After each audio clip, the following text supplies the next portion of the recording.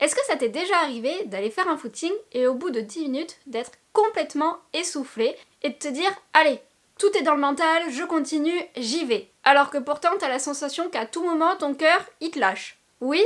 Ben moi aussi, j'ai connu cette sensation et ça m'a inspiré cette vidéo. Personnellement, la situation que je viens de te décrire, je l'ai vécue plus d'une fois. J'avais la sensation que mes poumons me brûlaient, que j'allais cracher à tout moment un bout d'un organe. Vraiment, c'était pas la joie. Et quand j'étais dans cette situation, mon cerveau se focalisait sur ma difficulté à respirer. Et du coup, ça empirait la situation puisque j'ai paniqué à l'idée de pas réussir à reprendre mon souffle. Alors, malgré mes petits progrès entre chaque séance, j'ai arrêté de courir. Malgré tout le bien que ça me faisait, je restais bloquée sur cette difficulté que je n'arrivais pas à surmonter. Surtout que, bon, c'est peut-être un détail, mais je cours attachée à ma chienne. Enfin, plutôt ma chienne attachée à moi.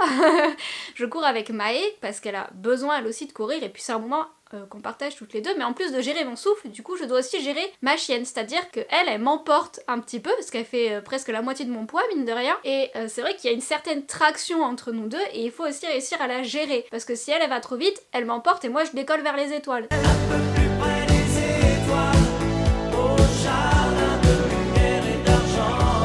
Et c'est pas le but. Donc c'est vrai que ça aussi, c'était pas évident parce que j'étais déjà focalisée sur le fait Émilie, reprends ta respiration, sinon tu vas finir bleu comme un schtroumpf et tu vas pas t'en sortir. Mais en plus, je peux pas tomber dans les pommes, il va falloir que j'arrive à gérer tout ça parce que j'ai la chienne avec moi. Donc tout ça, ces deux éléments-là un peu perturbateurs entre guillemets, m'ont amené à arrêter de courir alors qu'en toute franchise, j'adore ça. Puis j'ai réessayé avec ma tante, cette fois-ci, toujours ma chienne, hein, mais avec ma tante qui m'a un petit peu coachée. Elle qui court depuis des années, elle m'a aidée à appréhender la course d'une autre façon, avec un autre regard. Elle m'a aidée également à mieux gérer ma respiration et ma vitesse, mais elle m'a aussi poussée dans mes retranchements, c'est-à-dire que même si je suffoquais beaucoup moins, puisqu'elle m'aidait à ralentir le rythme quand mon cœur pouvait plus pour travailler mon endurance petit à petit, elle m'a aussi un petit peu poussée dans mes retranchements, et à ce moment-là, je la maudissais un nombre incalculable de fois, parce que j'avais l'impression qu'elle allait m'emmener directement dans la tombe, quoi, vraiment j'en pouvais plus. Et pourtant, en quelques séances seulement, j'ai fait d'énormes progrès, j'étais super fière de moi. Ce qu'on faisait avant alors je sais plus exactement, on faisait un petit parcours qui faisait 5 km je crois. Avant on mettait beaucoup de temps à le faire et puis finalement on a réussi à diminuer presque de moitié je crois le temps puisqu'on marchait plus, on courait tout le long du parcours à la fin des séances et c'était d'énormes progrès pour moi puisque je n'avais plus cette sensation de suffoquer à chaque pas. Mais en fait ces progrès, je les ai faits grâce à ma tante évidemment qui m'a appris à gérer tout le côté entre guillemets physique de cet effort, mais aussi parce que là-dedans il y a des choses qui ont changé, c'est-à-dire qu'au lieu de me focaliser sur oh là j'arrive moins bien à respirer, ça va empirer, je vais pas m'en sortir, je me suis dit Émilie c'est bon, tu vas réussir, t'as déjà réussi à faire de gros progrès, tu vas réussir encore, donc reste focus sur les choses positives et puis si t'as besoin d'aide, t'as ta tati à côté. Donc ce changement de pensée-là, ça a été clairement un game changer. En effet, j'ai focalisé mes pensées sur mon objectif et sur ce que je pouvais faire pour l'atteindre. Pas sur ce qui m'empêchait, mais sur ce que je pouvais faire pour aller encore plus loin. J'ai également arrêté de me comparer à ma tante, parce que elle est beaucoup plus expérimentée que moi, c'est une sportive dans l'âme, elle a un cardio d'enfer, je comprends même pas comment elle arrive à faire tout ce qu'elle fait dans sa semaine avec tout le sport qu'elle fait, mais j'ai arrêté de me comparer à elle parce que on n'a pas le même métabolisme, et puis de toute façon on n'a pas non plus les mêmes objectifs, on n'a pas le même passé, la même santé, etc. J'ai également pris du recul sur les séances qu'on a faites auparavant et sur les progrès que j'ai faits.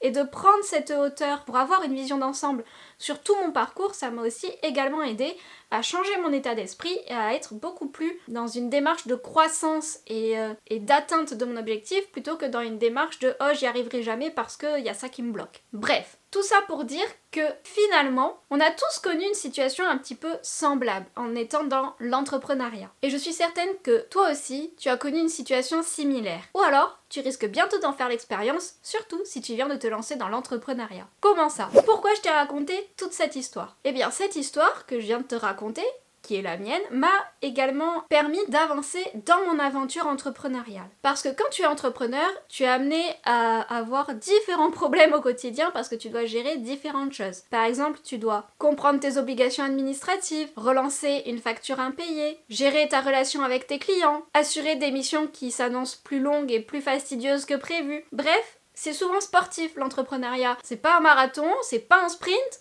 mais pourtant tu sues quand même. En fait, pour éviter de faire un burn-out de ta propre activité, eh bien il te faut un bon mindset, c'est-à-dire un bon état d'esprit qui te permette de faire face aux épreuves et de rebondir sans flancher complètement. En fait, tout simplement pour être épanoui dans ton activité, il te faut être agile comme un chat. Oui, être agile comme un chat, mais version psycho. C'est-à-dire que pour survivre et même pour vivre et profiter pleinement de ton activité entrepreneuriale, tu dois apprendre à switcher tes pensées le plus rapidement possible pour ne pas sombrer dans la dépression, le dégoût de ton activité, etc. Et voici quelques conseils simples mais pratiques pour t'aider à travailler ton mindset, à te forger un esprit de résilience et donc réussir petit à petit à surmonter les épreuves. Première chose, souvent quand on a quelque chose qu'on a du mal à gérer, on fait l'autruche ou alors on fait de la procrastination active. C'est-à-dire que au lieu de t'occuper de relancer cette facture impayée parce que tu sais que ton client va t'envoyer balader, eh bien tu vas faire tout le ménage de ta maison, tu vas trier ton dressing, etc.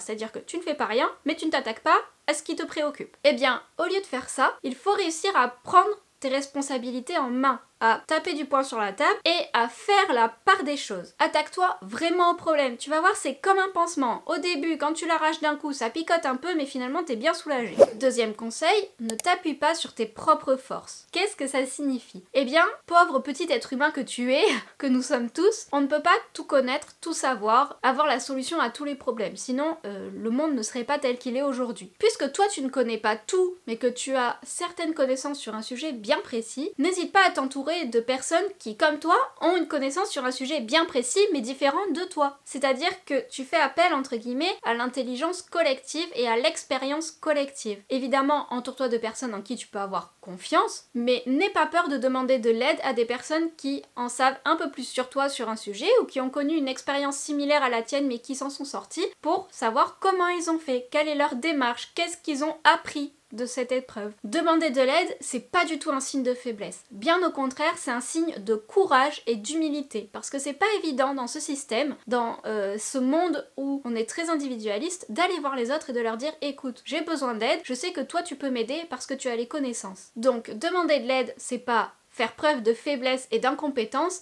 mais au contraire faire preuve de courage, d'humilité et aussi de responsabilité. Garde bien ça en tête parce que si tu ne demandes pas d'aide tout au long de ta vie, eh bien tu vas pas aller très loin. Troisième conseil, ne reste pas bloqué sur l'émotionnel. Alors c'est une fille hypersensible qui te dit ça et qui se met à pleurer dès qu'elle panique un peu, mais c'est vrai que les émotions et les sentiments peuvent souvent prendre le dessus et te desservir. Quand on répond sous le coup de l'émotion, des fois, eh bien on est un petit peu maladroit, on manque de tact. Donc il faut réussir à prendre du recul, à se détacher un petit peu de ces émotions pour retrouver notre pleine capacité de réflexion. Et si tu sens que tu as du mal à te détacher de tes émotions, eh bien prendre du recul ça va peut-être pas te parler, mais par contre tu peux aller voir un ami, une amie de confiance qui connaît à peu près la même situation que toi ou pas du tout, parce que des fois avoir des personnes qui ne connaissent pas ta situation peut permettre d'avoir un regard complètement neuf sur ton épreuve, sur ce qui te tracasse et du coup avoir de bons conseils aussi. Mais en tout cas n'hésite pas à en parler avec quelqu'un en qui tu as confiance et avec qui tu te sens à l'aise, qui ne te jugera pas. Prévois également des choses qui te font du bien, c'est-à-dire que faut pas hésiter à faire une pause, à me dire je me laisse 24 heures pour souffler,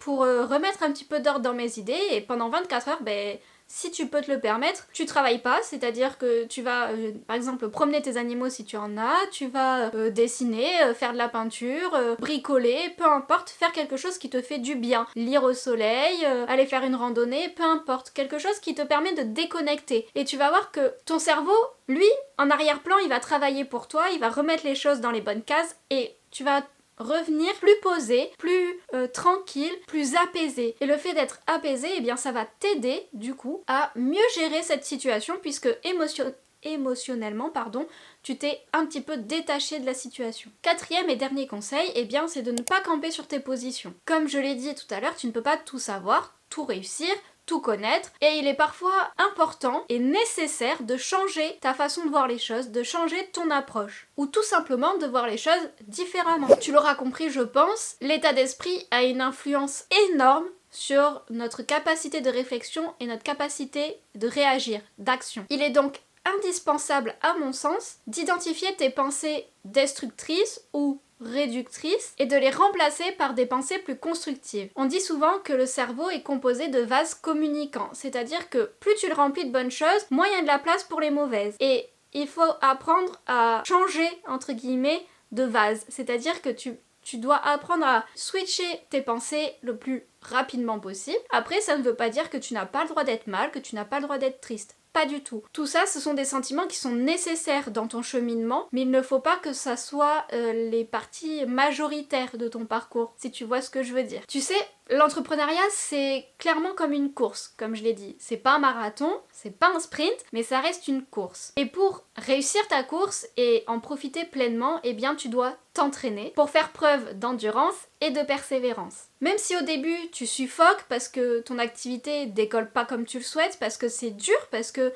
c'est un nouveau rythme à prendre, plus tu exerceras, plus tu trouveras ton rythme et plus tu trouveras du coup ton souffle. Le souffle qui toi te permet d'aller à ton rythme de croisière. Plus tu exerceras et plus tu pourras ressentir ce sentiment de joie, de paix, de plaisir et vraiment kiffer ta vie tout simplement. Même si tu te retrouves face à un problème, eh bien tu sauras le gérer correctement. Là encore, c'est pas quelque chose qui s'apprend comme ça en claquant des doigts, ça s'apprend avec de la pratique. Donc vraiment, enfile tes meilleures chaussures de running, prends une grande inspiration et lance-toi, tu n'as rien à perdre et tout à y gagner. Si jamais tu es prêt ou prête à te lancer dans cette merveilleuse course, mais que tu as encore des doutes sur ta capacité à entreprendre, je t'invite à aller regarder ma masterclass qui te donne 5 points pour savoir si l'entrepreneuriat est fait pour toi. Dedans, je t'explique ce qu'est concrètement l'entrepreneuriat, comment ça se manifeste au quotidien, en toute transparence évidemment. Et tu peux retrouver le lien en barre de description. Sur ce, je suis hyper contente d'avoir pu te partager tous ces conseils en vidéo. J'espère qu'elle a pu t'aider à y voir un petit peu plus clair. Et si c'est le cas, n'hésite pas à la partager et à laisser un petit commentaire. Moi, ça m'aide beaucoup dans le référencement de ma chaîne et tout simplement, je pense que si mes conseils t'ont aidé toi, ils peuvent aider d'autres personnes, donc pourquoi se priver de la partager? Je te remercie pour le temps accordé et je te dis à bientôt dans une nouvelle vidéo. Bye!